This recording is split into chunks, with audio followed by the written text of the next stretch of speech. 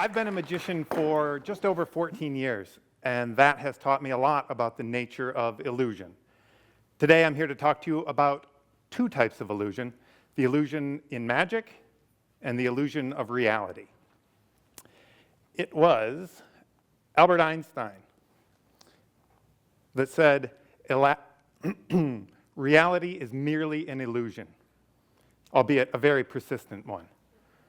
We'll get to the persistent illusion of reality in a moment, but first, a piece of magic. This is a piece of magic from early in my career when I performed a lot in bars and pubs, and it's performed with a bottle cap. I snap my fingers, the cap disappears and reappears under my knee. But you didn't know what to expect, so we'll do it again. I snap my fingers, the cap disappears and reappears under my knee. Now, not usually are magicians supposed to do a trick more than once. I'll do it one last time. I snap my fingers, the cap completely disappears and reappears under my knee, although this time it's attached to the bottle.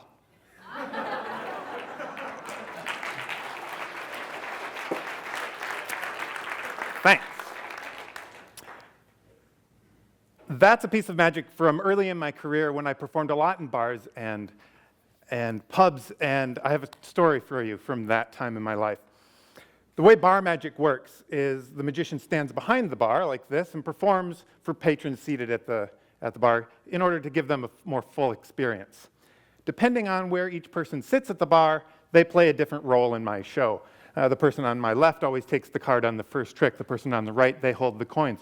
Well, the person who sits directly across from me, they act as sort of the emotional keystone for the entire group. If they're having a good time, that energy spreads throughout the entire group and everybody has a good time.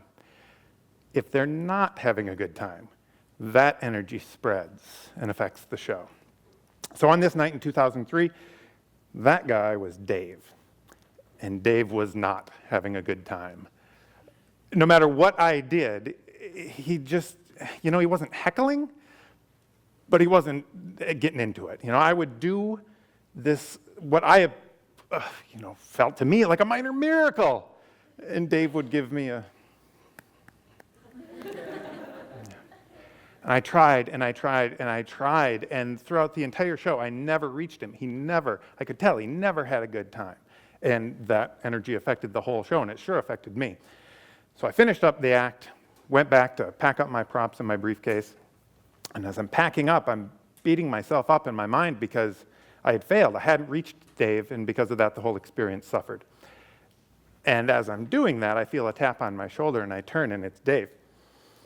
And he reaches his hand out, makes eye contact with me, and says, "You are looking at a broken man. I'm right at the end of a year-long divorce, and thanks to you, tonight's the best night I've had in over a year." It blew my mind because I knew what he was thinking. I knew he was having a bad time, and I knew that he didn't like me. And the exact opposite was true. Just because I thought I knew what was going on in his mind by his outer actions didn't make it so. It's the idea of subjective reality. My truth is different than your truth. And I'm actually going to invite somebody up to help me demonstrate the idea of subjective reality. I met a young woman named Allie. There she is. Will you help? Come on up. Give her a big round as she joins me. Fantastic. Hi, Allie. Hi, Dan. Now, we did meet earlier. We did do some magic, but we didn't do this. You, in fact, you can confirm for them, you don't know what this is going to be. No idea. You just were game. Yeah. Cool. You and I together are going to do a classic of magic. It's the world-famous cut and restored rope. Check out the rope. Come on over. Good. Inspect it. Make sure it's solid. There's no magnets or sticky stuff. Just a piece of rope. Yes? It's all good. Good. Now, in order to do this, we need good luck, and we have to set the stage. Best way I know of getting good luck and setting the stage is with this stuff. You know what this stuff is? Rope ends. It does look like little pieces of rope. It is, in fact, magic dust. Oh, okay. Technical stuff. That's A little bit for you. Yeah, no, it is. It's magic dust. Throw some over your shoulder. I have good luck. You have good luck. The stage is set. We can continue. Okay. In the world-famous cut and restored rope, you have a very important role. Your role is the applause cue. The applause cue is a little visual reminder so that you all know to burst into applause. In the world-famous cut and restored rope, every time the ends of the rope are spun, the audience cheers and goes crazy with applause. Exactly, but even more when Allie does it. Allie, give it a trial run. They will reward you richly. What do I do? Twirl the ends. Excellent, I'll take that. Now, like I said, there will be two realities going on here. Your reality and Allie's reality. Try to put yourself in her shoes. Try to get a sense of what this looks like from her perspective, because your experience is going to be a little bit different. Now, to do the cut and restored rope, we need scissors. Inspect the scissors, Allie. Make sure they're what they appear to be. Scissors. They're scissors. I'll use the scissors to cut the rope in two. Come over by me a little bit, because we need to work together in order to do this. Right next. Perfect. We're each going to grab an end down there. I'll grab this end, you grab that end. I rub like so, and the rope restores. Shut up. I know! Don't forget the applause cue. Excellent. You're doing great. I got to tell you, Allie, though, not all magicians are as honest as I am. Some magicians cheat. Can you believe it? I know, can you believe it? Some magicians, they use an extra piece of rope. They fold that rope in half, they hold it in the crotch of their thumb like this. That way, when they add it to the rest of the rope, it looks like they're cutting the rope itself, they're just cutting the extra piece. Charlatans. I don't do it that way. I cut the rope itself in two. This ends for me. Oh, sorry, that ends for you. Yeah, good. I rub, tough, it's my show. Come back. I rub the cut pieces together, and it goes back. Don't forget the magic, yeah. Give it up. Yeah, both of them. Good. Fantastic, you're doing great. Excellent. There is one last way that magicians do the world-famous cut and restored rope. They use magic dust. Hang on to the magic dust for me. Perfect. I am very fair about this. I show my hands are empty, my sleeves are pushed back. I use the scissors and I cut the rope in two. Yes? Yep. I'll trade you. I'll take those. You grab one rope in each hand right about there, right about here. Oh, here? Yeah, good. And then draw your hands out so it's horizontal. Perfect. Now, I'm going to dribble the magic dust over the cut ends. It will cause those ends to heal. You will spin these ends, the applause cue, they go crazy, right? Right? On three. 1, 2, 3. Fantastic. Yeah!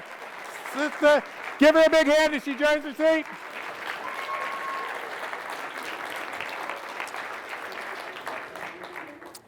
So, there you go. Real proof that reality is subjective. One person's experience is not necessarily in the next person's experience. The social psychologist David G. Myers had this to say. He said that there is an objective reality out there, but we view it through the spectacles of our beliefs, our attitudes, and our values. Or you could like that.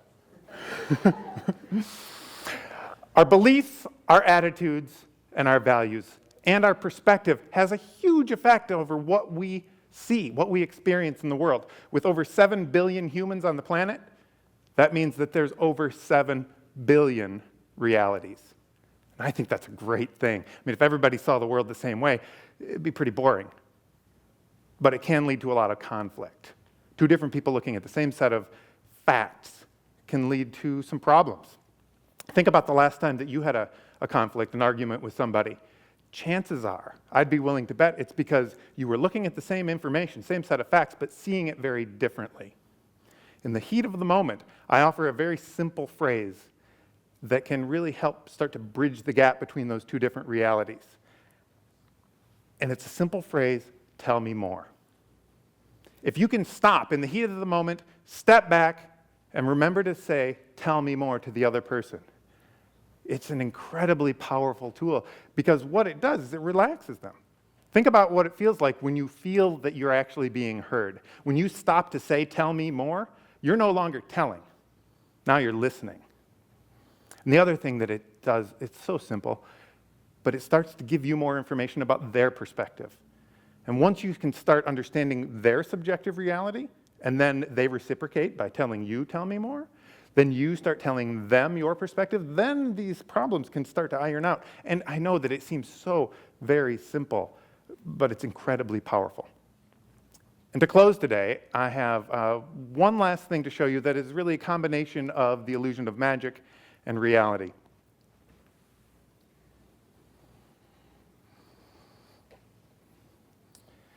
Because we each have our own specific, unique, subjective reality, the way that we see the world.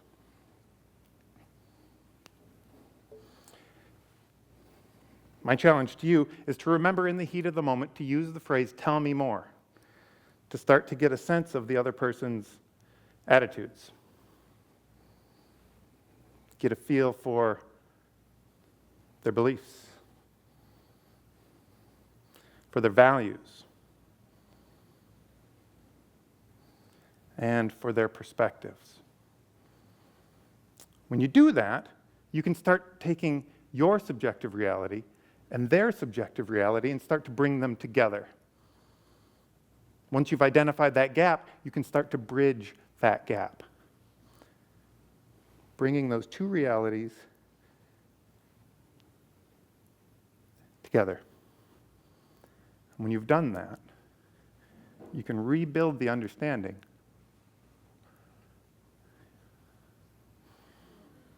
and then anything is possible.